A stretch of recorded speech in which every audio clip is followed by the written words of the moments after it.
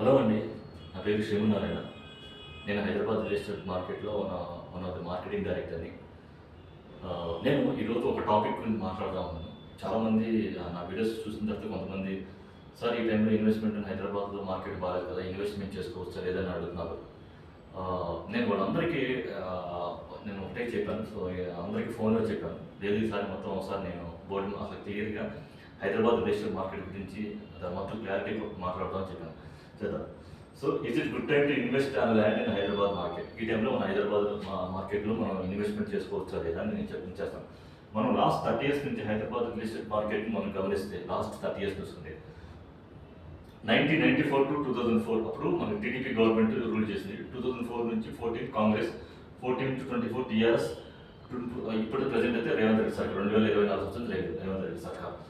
So 1994-2004లో అందులో ఒక 1 year తీసేస్తే మిగతా 9 years అనేది చంద్రబాబు నాయుడు గారు రూల్ చేశారు. ఆ టైంలో హైదరాబాద్ అనేది ఒక పీక్ స్థాయిలో బాగా డెవలప్మెంట్ చేశారు.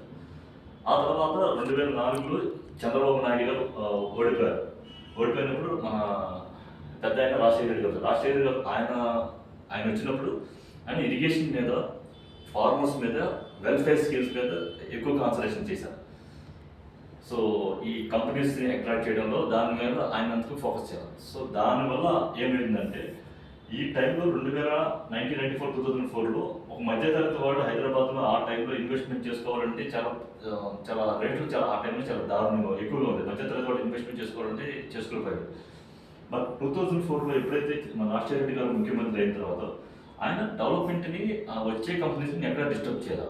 బట్ ఆయన ఫోకస్ మొత్తం ఇరిగేషన్ మీద, రైతుల మీద, వెల్ఫేర్ స్కీమ్స్ పెట్టినప్పుడు ఏమవుతుందంటే ఈ 2004-2014 మధ్య రాజశేఖర రెడ్డి గారు, కిరణ్ కుమార్ రెడ్డి గారు ఉండడం వల్ల ఏమైందంటే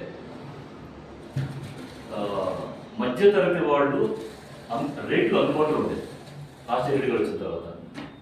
దానివల్ల ఏమవుతుందంటే ఇప్పుడు కేకేఎస్పీ కానీ, కుకట్పల్లి, పటాన్ చెరువు, మాదాపూర్, నానక్రామ్గూడ, ఫైనాన్షియల్ డిస్టిక్, కోకాపేట, వీటిలో ఇప్పుడు చాలా వరకు మధ్యతరగతి వాడు అప్పట్లో వెంచర్ ప్లాట్లు కొనుక్కునేవాడు. సో ఇప్పుడు వాళ్ళకి మంచి రేట్లు పెరిగాయి.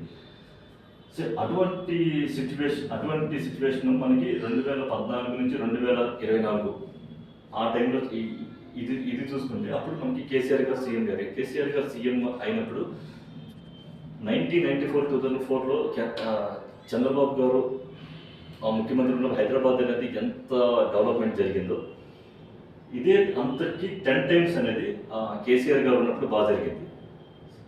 బట్ ఒక మిస్టేక్ జరిగింది.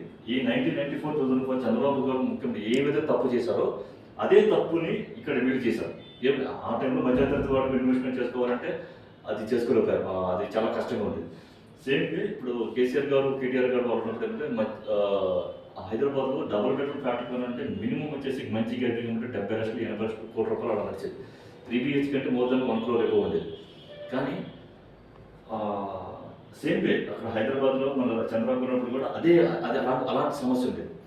వన్స్ మన గవర్నమెంట్ చేంజ్ అయిన తర్వాత 2024లో మనకి కాంగ్రెస్ గవర్నమెంట్ వచ్చిన తర్వాత